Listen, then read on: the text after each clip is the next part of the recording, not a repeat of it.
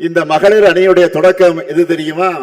பெண்களுக்கான ஒரு தனி அமைப்பு வேணும்னு பேரறிஞர் அண்ணா அவர்கள் 1956ஆம் ஆண்டு கழகத்தின் மகளிர் மன்றத்தை தொடங்கினார்.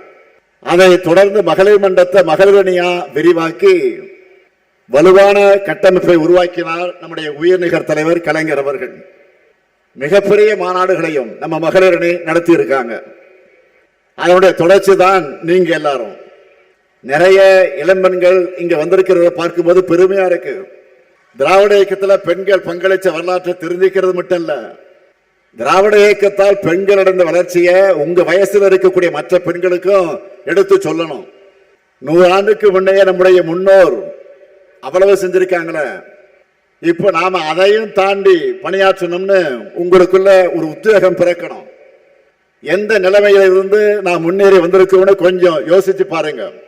பெண்கள் படிக்க கூடாதுன்னு சொன்னாங்க, அடிப்படையை தாண்டி போக கூடாதுன்னு நிறுத்தி வச்சாங்க.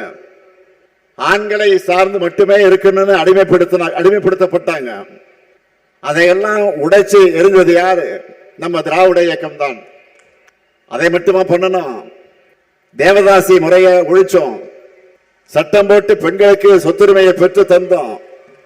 பெண் ஏன் அடிமையானால்னு கேள்வி கேட்டு பெண்களின் கல்வி உரிமை சம உரிமைக்கு நாம் போராடி இருக்கிறோம். அதனால இன்னைக்கு இவ்வளவு தூரம் முன்னேறி வந்திருக்கிறோம்.